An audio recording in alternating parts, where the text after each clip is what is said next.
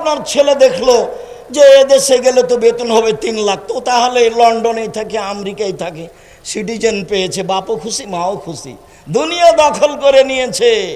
ঘুম থেকে উঠে ছেলে স্কুলে গিয়ে বলে, ও কালিমা তোমার আকাশ, ও কালিমা তোমার বাতাস, ও কালিমা তোমার আকাশ, ও কালিমা তোমার বাতাস। আরে সকালেই ছেলে শিরক করে আর বাপে বলছে আমি ছেলে মেয়ে মানুষ করব মানুষের মতো। বাপই জানে না মানুষ কাকে বলে। আরে ঠাকুর বাংলাদেশের শত্রু, ঠাকুর বাঙালিদের শত্রু, ঠাকুর ঢাকা বিশ্ববিদ্যালয়ের শত্রু, ঠাকুর মুসলমানের শত্রু। যেদিন মুসলমান ইংরেজদের হাতে অপমান হয়, জেল হাজতে থাকে, সেদিন ঠাকুর লন্ডনে বসে মুছ পাকায়। সেই ঠাকুরের গান আমার ছেলে পড়ে, আমি পড়িনি, আমার ছেলে মেয়ে পড়েনি, পড়বে বলে আশা করছি। জাতির যদি রাস্তাঘাট করে দিতে না পারি, জাতির যদি স্কুল কলেজ করে দিতে না পারি, জাতিকে চূড়ান্ত সঠিক দিতে পারবো ইনশাআল্লাহ। ধর্মের ব্যাপারে জাতিকে ফাঁকি দিয়ে পরকাল হারাতে রাজি নই। এই স্লোগান ছাড়াই আপনার ছেলেকে মানুষের মতো মানুষ করে গড়ে দেওয়ার জন্য প্রস্তুত আছে। এক একজন শিক্ষকের বেতন 1 লক্ষ টাকা। দেখেন জামিয়া সালাওয়াত হোসেন বিদেশি শিক্ষক যারা, তারা আপনার ছেলেকে আপনার মেয়েকে মানুষ করার জন্য প্রস্তুতি নিয়ে আছি যে কোনো মূল্যে।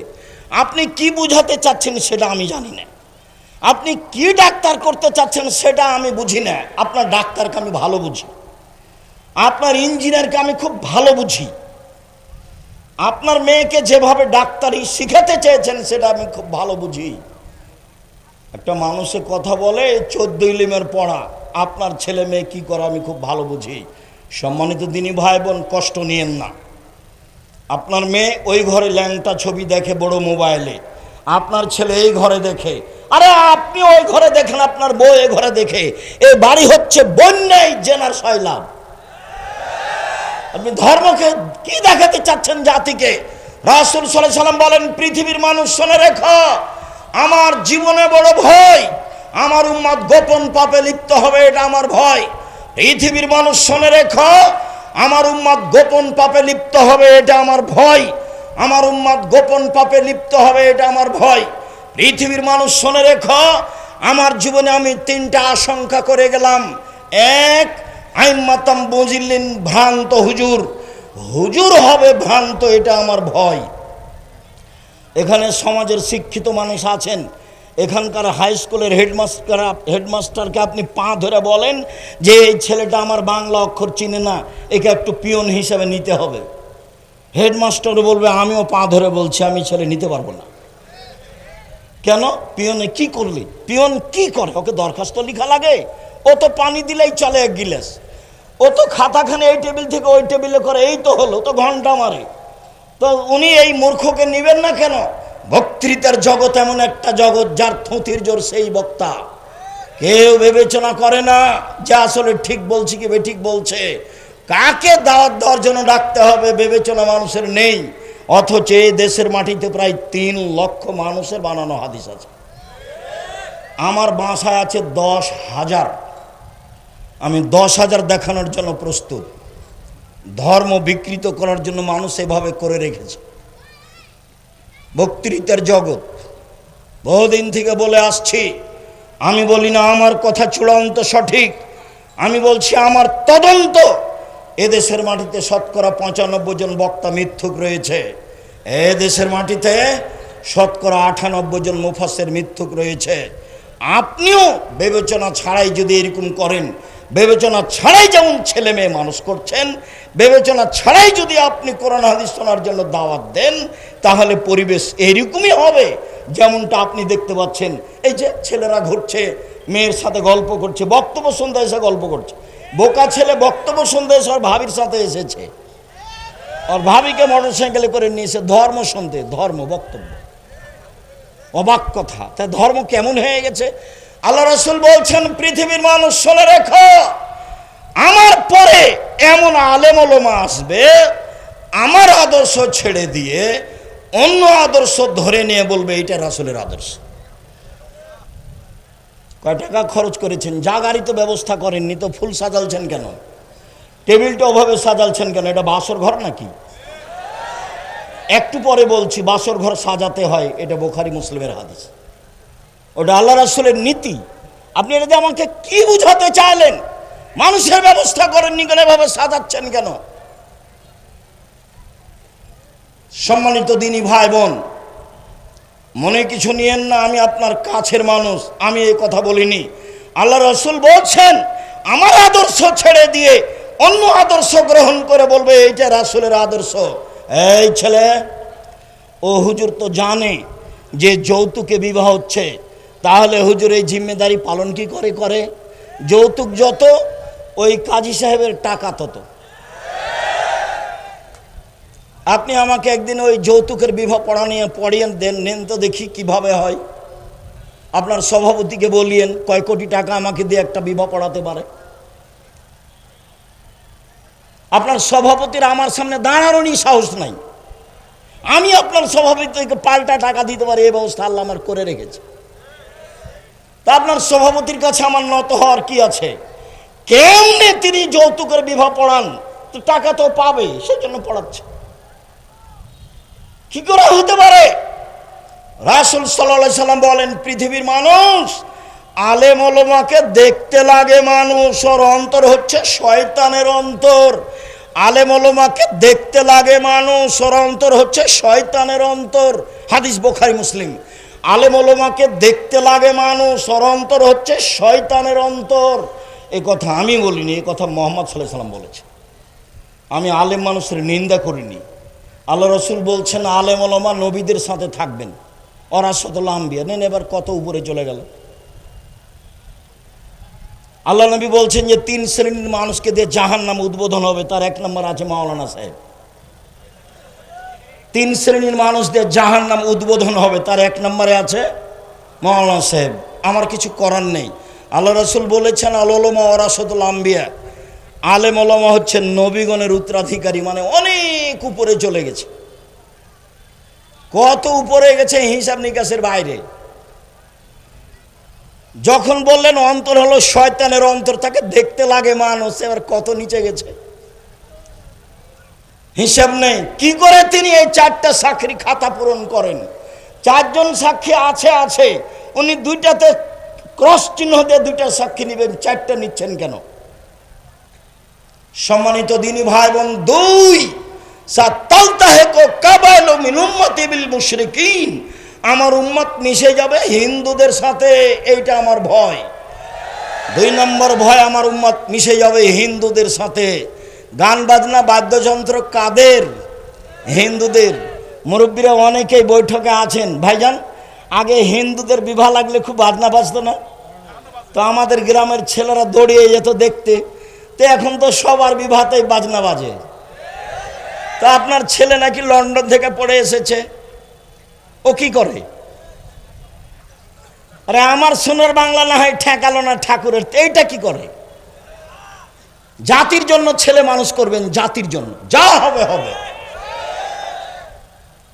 বাবা, আমি গরিব মানুষ নই, পৈতৃক সম্পত্তি দিয়ে তোমাকে পড়াচ্ছি, জাতির কল্যাণের জন্যই পড়াচ্ছি। 1 মিনিটের জন্য জাতির কাছে মাথা নত করবে না। মরলে শহীদ, বাঁচলে গাজী, উভয় সমান। মরাও যতটুকু, বাঁচাও ততটুকু। আমি মুসলিম চিররণবীর, মরণকে করি না ভয়। মরলে শহীদ, বাঁচলে গাজী, আমার উভয় সমান। মরলেও জান্নাত, বাঁচলেও জান্নাত, আমার উভয় সমান। এইভাবে ছেলে মানুষ করবেন, তাহলে জাতির উপকার হবে, আপনারও উপকার হবে। কি মানুষ করলেন? ওই যে সেদিন আপনার জামালপুরে এই গ্রামের ছেলেটা, কথার কথা, ঢাকা থেকে আসলো, পিজি হাসপাতালের ডাক্তার, 3 লাখ টাকা বেতন। তো গাড়ি থেকে নামলো, দেখলাম প্যান্টটা টাকনোর নিচে আছে, গলায় টাই আছে, হাতে সিগারেট আছে, দাড়ি চাঁচা আছে। ডাক্তার সাহেব নামলেন গাড়ি থেকে। একটু পরে দেখলাম বৌমা গাড়ি থেকে নামলো, গায়ে হালকা হালকা কাপড় আছে।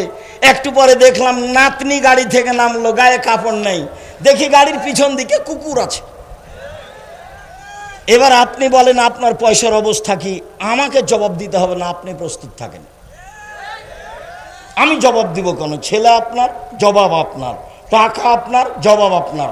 মেয়ে আপনার, জবাব আপনার। আপনি প্রস্তুত থাকুন।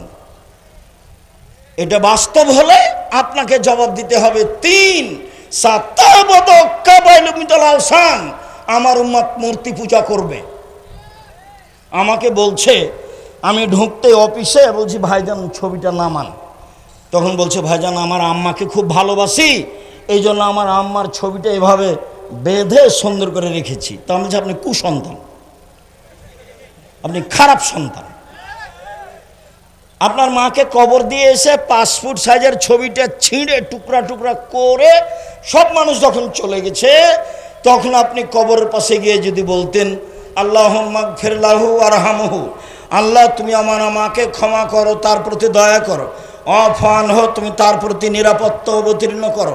অকনরুজলাহু, তুমি তাকে দামি সম্মানী খাদ্য খেতে দাও। অস্সে মাদখালাহু, তুমি তার থাকার জায়গা প্রশস্ত করে দাও। অগসেল বিল মাই ওয়াসাল, যে তুমি তাকে ঠান্ডা পানি দিয়ে ধুয়ে পরিষ্কার করে দাও। অনাক্কিহি মিনাল খাতায়া কামা নাক্কাসাবুল আবিজমিনাদ দানাস, তুমি তাকে পাপ থেকে পরিষ্কার করো যেভাবে সাদা কাপড়কে ময়লা থেকে পরিষ্কার করা হয়। আব্দুল্লাহু দারান খায়রান মিন দারিহি, দুনিয়াতে যে বাড়ি ছিল তার চেয়ে সুন্দর বাড়ি আমার মাকে দাও। ওয়াহালান খায়রান মিন আহলিহি, আমার মায়ের যে পরিবার ছিল তার চেয়ে সুন্দর পরিবার দাও। ওয়াজাওজান খায়রান মিন জাওজিহি, আমার মায়ের যে পরিবার ছিল, স্বামী ছিল, তার চেয়ে ভালো ব্যবস্থা করো। ওয়াজমিন আযাবিল কবর, তুমি তাকে কবরের শাস্তি থেকে বাঁচাও। ওমিন আযাবিন নার, তুমি তাকে জাহান্নামের শাস্তি থেকে বাঁচাও। এইটা যদি বলতো তাহলে মা একটা সন্তান রেখে গেছে। আরও আমাকে কি দেখাচ্ছে বলেন তো?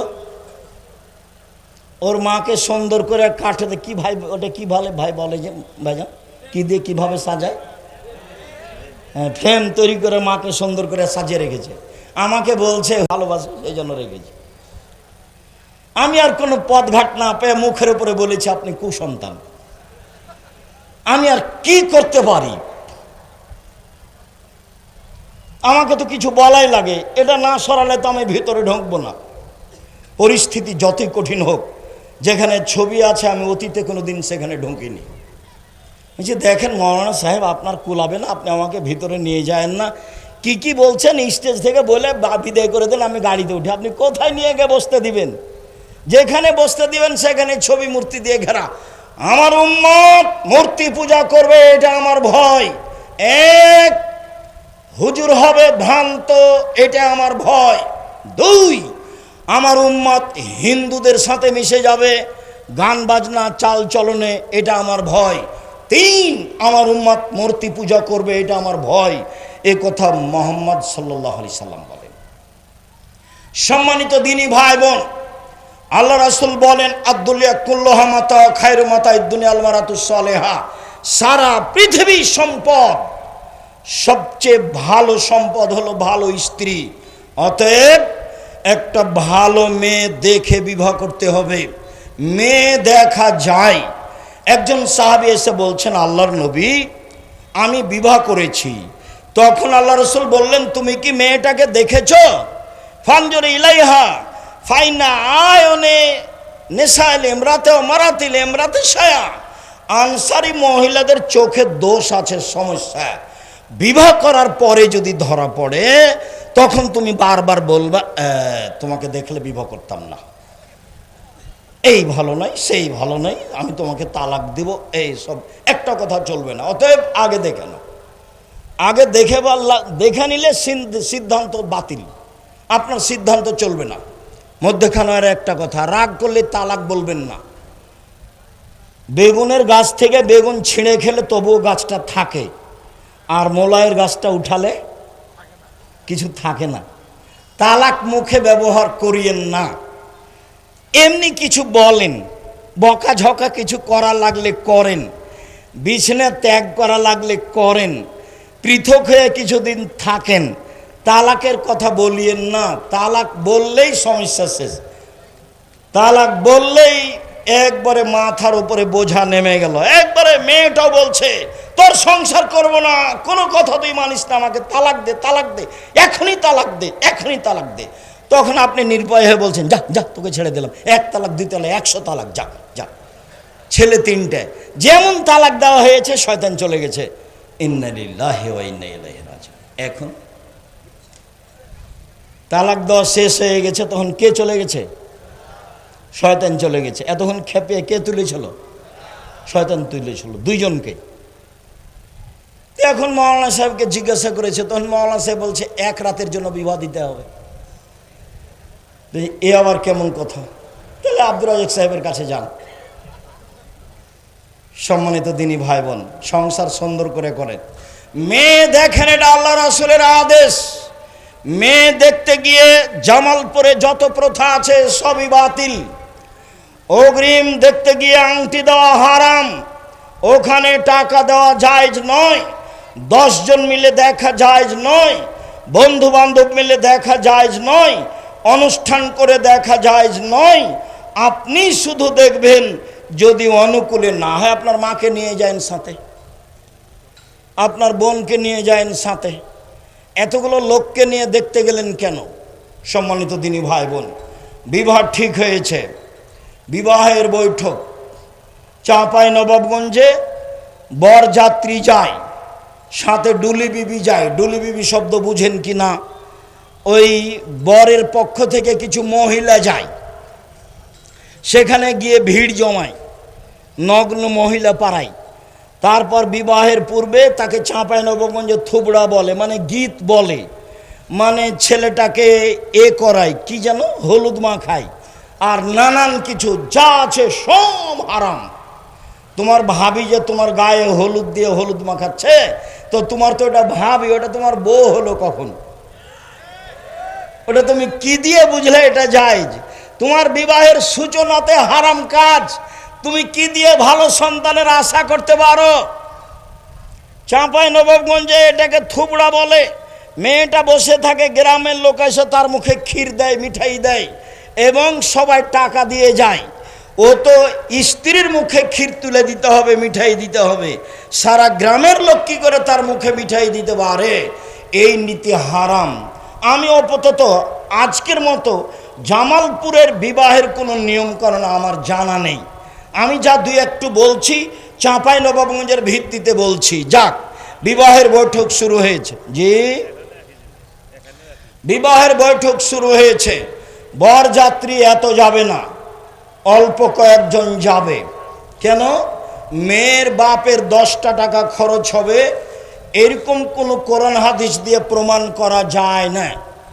তুমি যে এতগুলো লোক নিয়ে গেছো, বন্ধু বান্ধব বরযাত্রী নিয়ে গেছো, তোমার বাপের কাছ থেকে কিছু টাকা নিয়ে যাও, 2-4 লাখ দিয়ে তোমার শ্বশুরকে দিয়ে বলিও আব্বা এই যখন থাকলো খরচ করবেন। কেননা তোমার শ্বশুরের 10 টাকা খরচ হবে, এর প্রমাণ আমরা পেশ করতে পারিনি, বের করতে পারবো না। অতএব এতগুলো লোক গেলে কেন ওখানে? সম্মানিত দিনী ভাই বোন, 2 জন সাক্ষী এবং মেয়ের পিতা।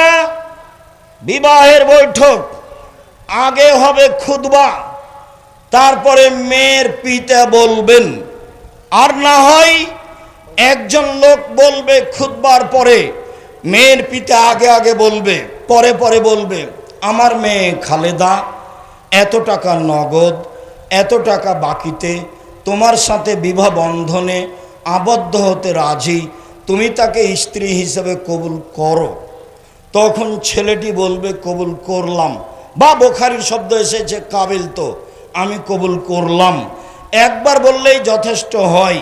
গুরুত্বপূর্ণ কথা আল্লাহ রাসূল 3 বার বলতেন, আমার মেয়ে খালেদা এত টাকা নগদ, এত টাকা বাকিতে তোমার সাথে বিবাহ বন্ধনে আবদ্ধ হতে রাজি, তুমি তাকে স্ত্রী হিসেবে কবুল করো। কবুল করলাম। 2 জন সাক্ষী শুনবে, আমার মেয়ে খালেদা এত টাকা নগদ, এত টাকা বাকিতে তোমার সাথে বিবাহ বন্ধনে আবদ্ধ হতে রাজি, তুমি তাকে স্ত্রী হিসেবে কবুল করো। ও বলবে কাবিল, তো গ্রহণ করলাম। এই হলো বিবাহ। এখন দাঁড়িয়ে ওয়ালিমার দাওয়াত দিতে পাবে না, এটাও না জায়েজ। মেয়ের কাছে বিবাহ পড়ানো হারাম। এবার একটু গায়বান্ধা থেকে আসি 1 মিনিট। গায়বান্ধার নিয়মে বর কেবলা মুখে বসে থাকবে, রুমাল মুখে দিয়ে।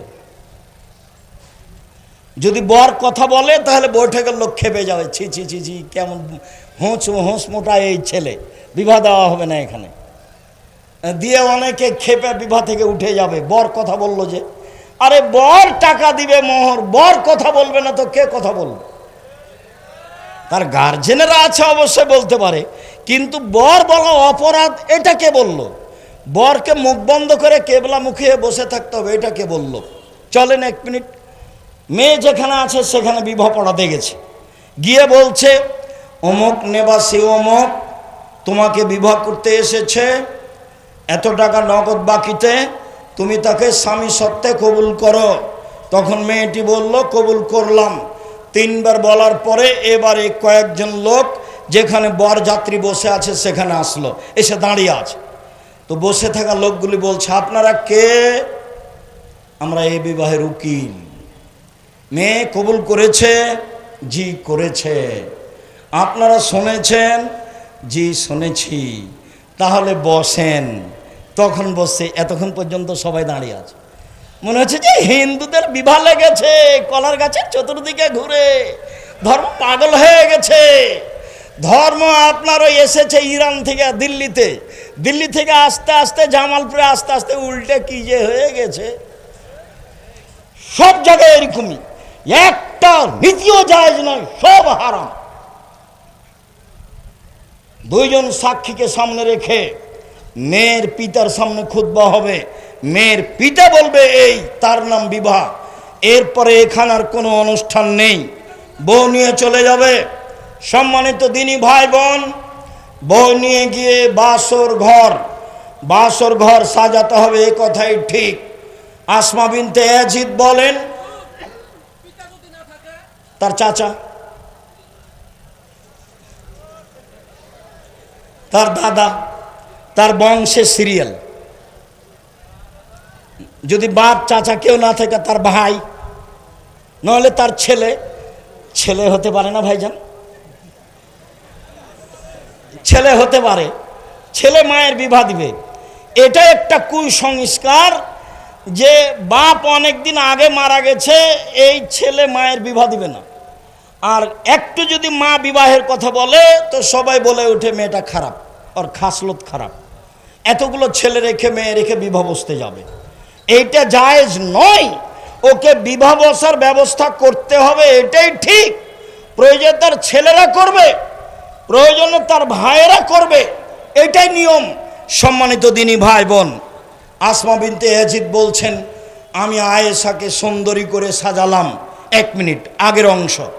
আয়েশা রাদিয়াল্লাহু তাআলা আনহা বলেন আমি আমার বান্ধবীদের নিয়ে দোলনায় খেলাচ্ছিলাম, হঠাৎ আমার মা বললেন আয়েশা, জোর করে চিৎকার করে ডাকলেন। আমি দৌড়িয়ে আসলাম, খেলার কারণে আমার গায়ে ধুলাবালি কিছু লেগে আছে। আমার মা একটু পানি দিয়ে আমার গায়ের ধুলাবালিগুলো মুছে দিলেন, তারপর একটা ঘরে নিয়ে গেলেন, দেখে সেখানে আনসারীদের মহিলা, তারা আমাকে সুন্দরী করে সাজালেন। কি দিয়ে সাজালেন তা আয়েশা উল্লেখ করেননি। আসমা বিনতে ইয়াজিদ বলছেন আমি আয়েশাকে সুন্দরী করে সাজালাম আল্লাহ রাসূলের জন্য, কি দিয়ে সাজিয়েছেন তা উল্লেখ হয়নি। তবে আবু হুরায়রা রাদিয়াল্লাহু তাআলা আনহু বলেন রাসূল সাল্লাল্লাহু আলাইহি সাল্লাম বলেছেন তিবুর রিজালে মা জাহারা রিহুহু ও খাফিয়া লাউনুহু, পুরুষের সুগন্ধি যার গন্ধ পাওয়া যায় দেখতে পাওয়া যায় না, পুরুষের সুগন্ধি যার গন্ধ পাওয়া যায় দেখতে পাওয়া যায় না, মহিলাদের সুগন্ধি যা দেখতে পাওয়া যায় গন্ধ পাওয়া যায় না, মহিলাদের সুগন্ধি যা দেখতে পাওয়া যায় গন্ধ পাওয়া যায় না। একজন মহিলা রাসূলের হাতে একটা পত্র দিল, আল্লাহ রাসূল পত্রটা নেওয়ার সময় হাতটা টেনে নিলেন না, দিয়ে বললেন কি ব্যাপার, আয়াদু রাজুলিন ইমরা, এ হাত মহিলার না এ হাত পুরুষের? মহিলাটি বলল আমি মহিলা মানুষ, এটা মহিলার হাত। তখন আল্লাহ রাসূল বললেন তাহলে তোমার হাতটা তুমি মেহেদি দিয়ে পরিবর্তন করনি কেন? তার মানে মেয়ের হাতে মেহেদি দিতে হবে, মেয়েরা হাতে মেহেদি দিতে বাধ্য, হাতের নখে তো দিতে হবেই, পায়ের নখেও মেহেদি দিতে হবে। রাজশাহী চাঁপাইনবাবগঞ্জের মেয়েরা পায়ে মেহেদি দেয় না কেন? ওরা বলছে আল্লাহর নবী দাড়িতে মেহেদি দিয়েছিলেন, তো যেই জিনিস আল্লাহর নবী দাড়িতে দিয়েছেন সেটা আমরা পায়ে দিতে পারি কিভাবে? কথাও তো ঠিক, আল্লাহ রাসূল তো দাড়িতে দিয়েছেন মেহেদি, এ কথাই তো ঠিক। তবে আল্লাহ রসুল বলেছেন মেয়েরা যখন ঋতু হাইজ থেকে পবিত্র হবে তখন তারা লজ্জা স্থানে আতর ব্যবহার করবে। তো লজ্জা স্থানে আতর ব্যবহার করতে বলছেন আল্লাহ নবী, তো আল্লাহ নবী আতর তো গায়ে লাগান। এবার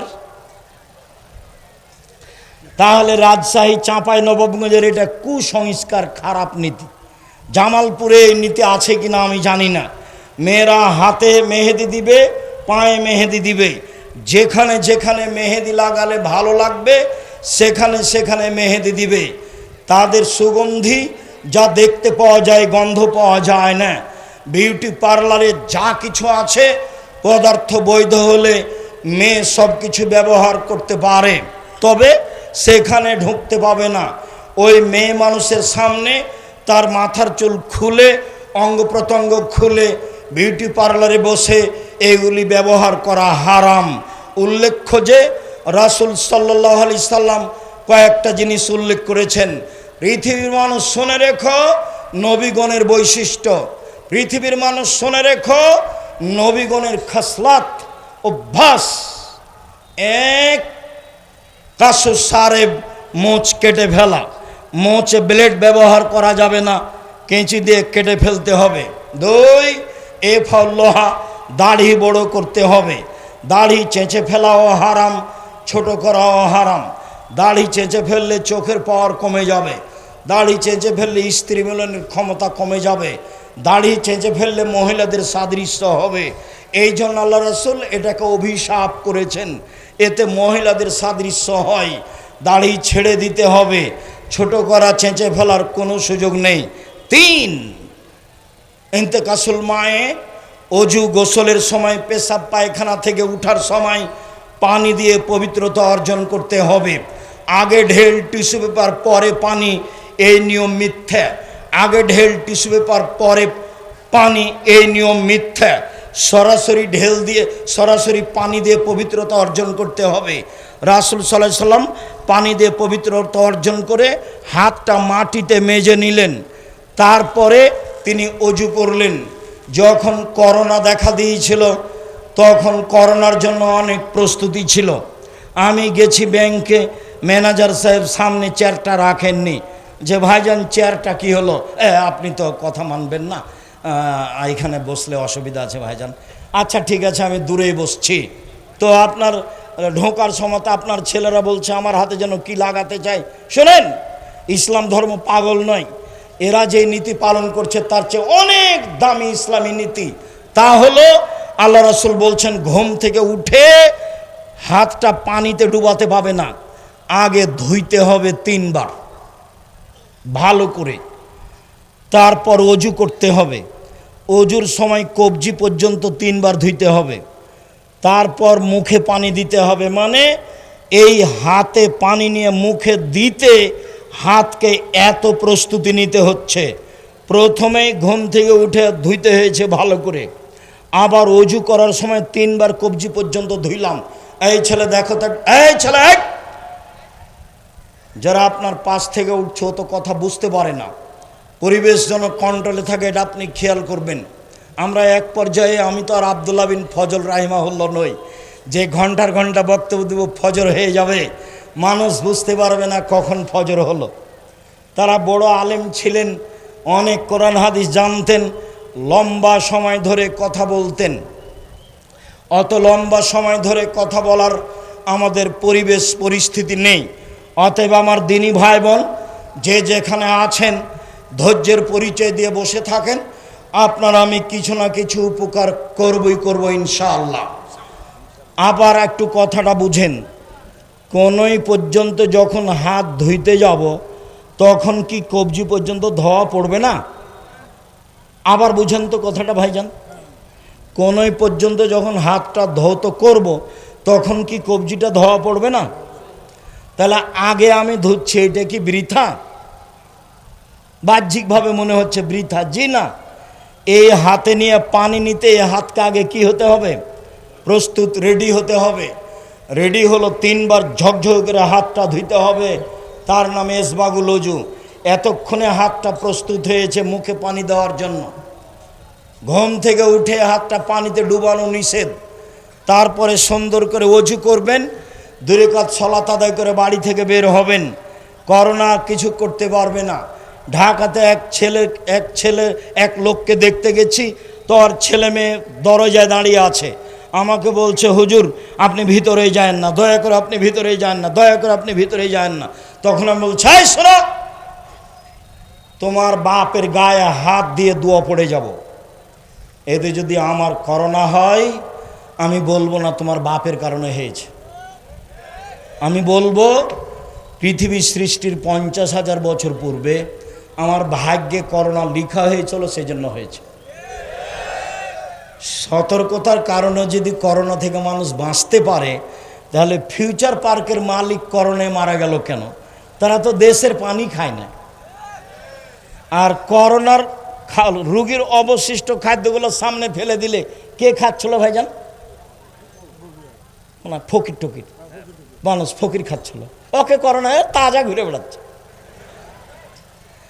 আল্লাহ রাসূল বলছেন, আল্লাহ রাসূলের কথাকে দাম দিতে। আল্লাহ রাসূল বলছেন, লাম্মা খালাকাল্লাহুল খালকা, যখন আল্লাহ প্রাণী সৃষ্টি করলেন তখনই 4টে জিনিস লিখে দিয়েছেন, হায়াতাহা, মাউতাহা, রিজকাহা, মাসায়বাহা। 1 তার জীবন, 2 তার মরণ, 3 তার রুজি, 4 তার রোগ ব্যাধি। পৃথিবী সৃষ্টির 50,000 বছর পূর্বে আমার তাকদিরের রোগ ব্যাধি লিখা আছে। একে ঠেকানোর কোনো পথ নাই, একটাই পথ, দোয়া। খুব যদি কান্নাকাটি করে দোয়া করেন, তো যেটা লিখা আছে ওটা কেটে দিয়ে আল্লাহ নতুন করে লিখে দিবেন। যেটা আপনি চাচ্ছেন সেটা খুব কান্নাকাটি করে দোয়া করলে একটু পর আসছে সেই কথা, এটা আল্লাহ লিখে দিবেন। সম্মানিত দিনী ভাই বোন, এবার বাসর ঘরে সাজানো হয়েছে, মা খালা ফুফু সাজাবে। বাসর ঘরে স্ত্রীর মাথায় হাত দিয়ে দোয়া পড়তে হবে, আল্লাহুম্মা ইন্নী আসআলুকা খায়রাহা ওয়া খায়রা মা জাবালতাহা আলাইহি। আল্লাহ, এই স্ত্রীর কল্যাণ চাচ্ছি, যে কল্যাণ দিয়ে তাকে সৃষ্টি করা হয়েছে সেইটা চাচ্ছি।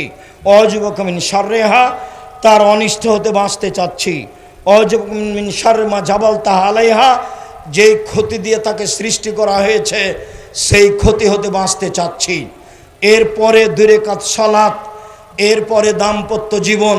শুনুন, আল্লাহ রাসূল বলছেন, কোনো মানুষ যখন তার স্ত্রীর কাছে আসবে তখন বলবে, বিসমিল্লাহি আল্লাহুম্মা জান্নিবনা শায়তান ওয়া জান্নিবি শায়তান মা রাযাকতানা। হে আল্লাহ, তুমি আমাকে আর আমার স্ত্রীকে শয়তান থেকে বাঁচাও, আর আমাদের মিলনে যেই সন্তান হবে সেই সন্তানকে তুমি শয়তান থেকে বাঁচাও। এরপরে সকালে হবে অলিমা, 1 দিন 2 দিন 3 দিন হতে পারে। অলিমায় ধনী গরিব মানুষ সবাই থাকবে।